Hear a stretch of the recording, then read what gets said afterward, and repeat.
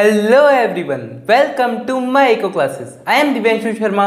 आज की वीडियो में अपन कवर करेंगे रैंक कोरिलेशन का सेकेंड मेथड, जिसमें अपन करेंगे when ranks are not given. इससे पहले वाली वीडियो में अपन ने किया था जब रैंक्स गिवन होगी तब अपन कोरिलेशन कैसे निकालेंगे, वही रैंक कोरिलेशन का। अगर आपने इससे पहले वाली वीडियो नहीं देखी हो तो आप आई कार्ड पे जाके चेकआउट कर लेना। उसमें अपन ने बेसिक से लेके स्टार्ट किया है और इससे पहले वाली वीडियो में अपन Karl Pearson's coefficient of correlation भी पूरा कर चुके हैं। अगर आपने वो वाली वीडियोस भी नहीं देखी हो तो भी मैं आपको आई कार्ड पे लिंक दे दूंगा, आप उसको जाके चेकआउट कर सकते हो। तो स्टार्ट करते हैं आज की वीडियो को।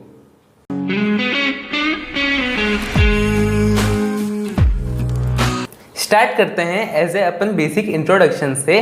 क्या होता है when ranks are not given. अगर अपन बात करते हैं, अगर वीडियो को लंबी बनानी हो तो अपन बात कर सकते हैं कि रैंक कैसे दिए जाते हैं कैसे नहीं दिए जाते, वो अपन बात कर सकते हैं। बट अगर अपन नॉर्मल वे में देखें, आप 11th क्लास में आ गए हो तो आपको ये चीज़ पता है कि रैंक कैसे दिया जाता है। और अगर नहीं भी पता है तो आप एक एग्जाम्पल के थ्रू समझ लो क्या हो सकता है। जैसे फॉर एग्जाम्पल आपकी क्लास है, उसके अंदर 10 स्टूडेंट्स हैं। 10 स्टूडेंट्स हैं। अब ऐसा तो होता है हर एक क्लास में कि कोई फर्स्ट आता है, कोई सेकंड आता है, कोई थर्ड आता है, कोई fourth, fifth, six, seventh, eight, ninth और 10th। 10 स्टूडेंट है तो 10 में से हर एक जना कोई ना कोई रैंक तो सिक्योर करेगा ही। अब क्या होता है, वो रैंक मिलती कैसे है? अगर अपन एज ए नॉर्मली कैजुअली बात करें तो जो इंसान सबसे हाईएस्ट मार्क्स लाएगा उसको क्या मिलेगी? फर्स्ट रैंक मिलेगी। उससे कम जो लाएगा उसको सेकंड मिलेगी, उससे भी कम जो लाएगा उसको थर्ड, और ऐसे ऐसे ही कंटिन्यू होता होता 10th रैंक भी मिल जाएगी। ये अपन बात समझते हैं। तो उसी हिसाब से क्या होता है, रैंक भी डिस्ट्रीब्यूट होते हैं। अब ये किसी में भी हो सकता है। अगर अपन जज लेके चलें तो जज भी क्या है, जिसको हाईएस्ट मार्क्स देगा वो फर्स्ट रैंक आएगा, ठीक है। और जिसको सबसे लोएस्ट मार्क्स देगा, जिसको सबसे कम मार्क्स देगा, वो क्या आएगा? लास्ट आएगा। जज में भी होता है। तो मतलब अपन सीधी सीधी बात जानते हैं, जिसके नंबर सबसे ज़्यादा उसकी रैंक सबसे टॉप पे, यानी फर्स्ट रैंकर वही कहलाएगा। समझ गए इस बात को? तो अपन ज़्यादा टाइम वेस्ट इस पे ना करते हुए अपन सीधा चलते हैं एक एग्जाम्पल पे। और अगर अपन बात करते हैं फॉर्मूला की, तो फॉर्मूला भी क्या लगने वाला है? सेम रखने वाला है। फॉर्मूला क्या होता है? सबसे पहले ये रॉ आएगा। इसको अपन जानते हैं ये एज ए पी जैसा दिखता है, बट ये क्या प्रोनाउंस होता है? रॉ प्रोनाउंस होता है। इसका मतलब क्या होता है? रैंक कोरिलेशन, ठीक है। रैंक कोरिलेशन कैसे निकलेगा? 1 - 6 सिग्मा डी स्क्वायर। और कहीं कहीं ये डी आई स्क्वायर भी होता है, उसका लोड मत लेना। कहीं कहीं डी स्क्वायर होगा, अब वो कहीं कहीं आपको डी आई स्क्वायर मिलेगा, ठीक है। अपॉन में क्या आएगा? एन ब्रैकेट में एन स्क्वायर -1।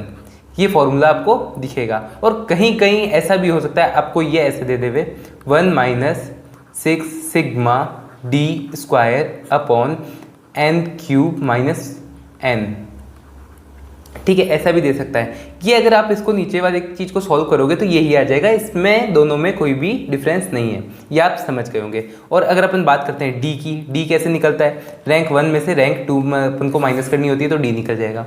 समझ गए? ये बेसिक चीज़ अपनी क्लियर है। आगे चलते हैं अपन सीधा सीधा। और एन क्या होता है? एन यानी नंबर ऑफ रैंक्स, मतलब कितनी रैंक्स दी हुई है। 1 दी हुई है मतलब नंबर ऑफ आइटम्स। ये भी अपन मान सकते थे। पहले की वीडियो में अपन नंबर ऑफ आइटम्स मानते थे, अब इसमें नंबर ऑफ रैंक्स मान लो, कितनी रैंक्स दी हुई है वो, तो वो क्या हो जाएगी? एन हो जाएगी। स्टार्ट करते हैं अपन एग्जाम्पल से। यहाँ पे अपन ने एक टेबल ऑलरेडी बना रखी है। अगर अपन बात करते हैं तो यहाँ पे लिखते हैं अपन सबसे पहले मार्क्स ए के, फिर मार्क्स बी, फिर यहाँ पे रैंक ए, रैंक बी, फिर अपन को निकालना है डी। डी क्या होता है? R1 - R2, okay. और फिर लास्ट चाहिए अपन को डी स्क्वायर। यही चीज़ें चाहिए और कुछ नहीं चाहिए। स्टार्ट करते हैं। अगर अपन मार्क्स ले रहे हैं तो मार्क्स लिख लेते हैं। मार्क्स में मैं स्टार्ट करता हूँ लिखना 40, 55, 66, 61, 82, 70, 60, 68, 98 और यहाँ पे 38। ये अपन ने क्या लिख लिए? मार्क्स ए के लिख लिए। मार्क्स बी के भी देख लो। मार्क्स बी के क्या होता है? एक काम करो, रैंक ए इधर लिख देता हूँ, मार्क्स इधर लिख देता हूँ, तो आपको देखने में भी आसानी होगी, कोई दिक्कत और होगी भी नहीं आपको, ठीक है। ये थोड़ा सा एक्सचेंज कर देते हैं अपन। यहाँ पे रैंक ए और यहाँ पे मार्क्स बी, कोई दिक्कत नहीं है, सेम चीज़ है, आगे पीछे अपन ने कर दिया जिससे आपको क्या हो, देखने में आसानी हो।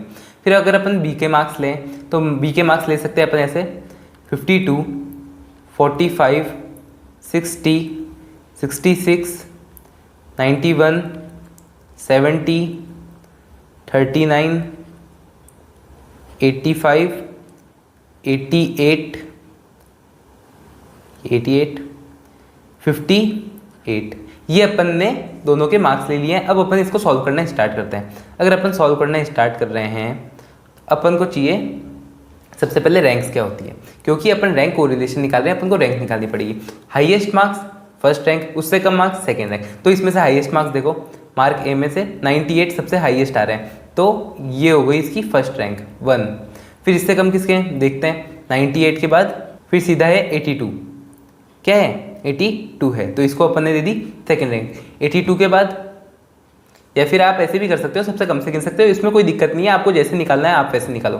फिर 82 के बाद क्या है, 82 के बाद देखते हैं, 82 के बाद आ रहा है सीधा 70, फिर ये थर्ड रैंक, फिर 70 के बाद 68 फोर्थ रैंक, 68 के बाद क्या आ रहा है 66 फिफ्थ रैंक, 66 के बाद क्या आ रहा है 61 आ रहा है, ये हो गई सिक्स्थ रैंक। फिर 60 आ रहा है सेवन्थ रैंक, फिर एट्थ रैंक अपन को देनी है 60 के बाद 55, ये हो जाएगी अपनी एट्थ रैंक, ये हो जाएगी अपनी 49th रैंक, और ये हो जाएगी अपनी 10th रैंक। तो अपन ने 1 से 10 तक रैंकिंग दे दी है, कोई दिक्कत नहीं है यहाँ तक। अब बी की भी रैंकिंग दे देते हैं। बी की रैंकिंग किसको देंगे, सबसे पहले आ रहा है 91 फर्स्ट, फिर क्या आ रहा है, फिर सेकेंड आ रहा है अपना 88, फिर थर्ड आ रहा है अपना 85, फिर फोर्थ आ रहा है अपना 70, फिर फिफ्थ आ रहा है अपना 66, सिक्स्थ आ रहा है अपना 60, फिर सेवन्थ आ रहा है अपना 58, एट्थ आ रहा है अपना 52, नाइन्थ आ रहा है अपना 45, और 10th आ रहा है अपना 39। ये अपन ने रैंकिंग दे दी है। अब अपन को क्या करना है, डी निकालना है, R1 माइनस R2, ये R1 है R2 है, निकाल दो। 9 में से 8 गए 1, 8 में से 9 गए -1, ऐसे कर करके पूरी रैंकिंग निकाल लेते हैं। यहाँ पे -1, फिर 1, फिर 1, फिर उसके बाद -1, फिर -3, फिर 1, फिर -1, और यहाँ पे -3। ठीक है, आ गया। ये एग्जाम्पल मैंने बिल्कुल पिछले सेम जैसा लिया है, और उसके अंदर मार्क्स लगा दिए हैं, और उसी का ही सेम ले लिया है। ठीक है, अगर अपन इसका टोटल भी करेंगे तो टोटल क्या आएगा, इसका टोटल आने वाला है सेम 0। ठीक है, करके देख लेना, आपको भी पता चल जाएगा। और अपन ने पहले बात करी थी कि इनका हमेशा टोटल क्या आएगा, 0 ही आएगा, कोई भी डिफरेंस नहीं आएगा दोनों में। फिर अगर अपन डी स्क्वायर की बात करें तो इनका स्क्वायर करना है। 1 का स्क्वायर 1 होता है, 1 1 1 1 1, और 3 का स्क्वायर यहाँ पे 9, फिर 1, फिर 1, फिर 3 का स्क्वायर 9, और इनका टोटल होगा sigma D square is equals to, ये हो जाएगा अपना 26। यहाँ तक हो गया अपना सारा काम। अब फॉर्मूले में पुट करो, आंसर निकालो, यानी ये हो गया rho is equals to 1 minus 6.28 upon n क्या था, नंबर ऑफ रैंक्स, कितनी रैंक है टोटल 10 रैंक है, यानी 10 ब्रैकेट में 10 का स्क्वायर माइनस -1। ठीक है, ये हो गया। आगे सॉल्व करते हैं। अब 1 माइनस 6 इंटू 28 हो जाएगा अपना 156। फिर अपन इसका स्क्वायर कर दें, 10 अपॉन कितना हो जाएगा 100 - 1। अब क्या करो, अब इसको सॉल्व कर दो। आगे क्या होगा, 1 माइनस 156 अपॉन 10 ब्रैकेट में 99। अगर अपन इसको इंटू कर दें, 1 माइनस 156 अपॉन 990।